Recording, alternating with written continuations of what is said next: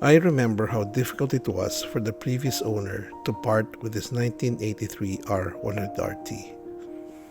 He and his wife shared so many memories on that bike. Countless journeys, countless miles.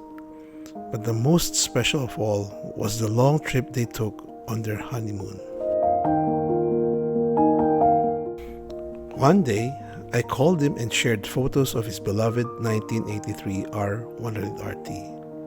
I wanted him to know that I had taken good care of the bike, that it was still running strong after all these years. He told me it looked exactly the same as when he first bought it back in 1983. Then he admitted something unexpected. He regretted selling it. And a few years later, he bought another R100RT. After a brief pause, he asked the question that changed everything. Would you like to see the bike?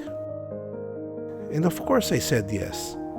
My heart jumped at the idea of a twin brother to my R100RT and riding side by side with him on a long trip. But all that excitement went away when I saw the bike. It was in a car shop, parked on the side of a small shed exposed to the elements. The windshield has seen better days. Almost all metal parts are rusted. The bike was last registered in 2005, probably the last year it ran. The shop owner told me that it was brought here back in 2006.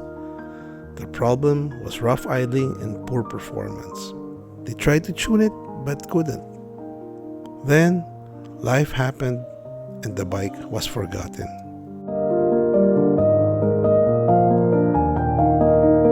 I texted the owner and gave him my assessment. This bike needs a major restoration. I don't think you can ride this bike anytime soon. He then said something I never expected.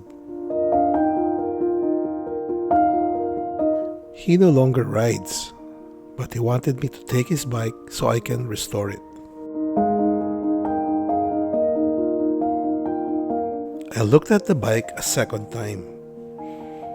The carbs, both left and right, are there. They're complete. The cooling fins, no cracks, no chips. The speedo, the tach, voltmeter, and the very expensive multimeter clock was also there. The tank was just covered with dust and there were no signs of rust or holes. And the windshield, although oxidized, I think I can fix that. The fairing seems complete. There was no sign that it was dropped or crashed. The engine looks complete. The transmission is there. The final drive is there. The shocks, the brakes. This R100RT looks to be complete. And most importantly, this R100RT has only covered 23,000 kilometers. For a BMW airhead of this era, that is exceptionally low mileage. These engines, the Type 247s, were engineered to run well beyond 150,000 to 200,000 kilometers with proper maintenance. At 23,000 kilometers, this motor is barely broken in and still fully capable of long-distance touring.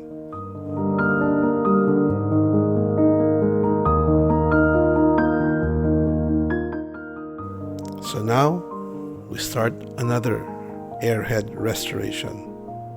Another R100RT.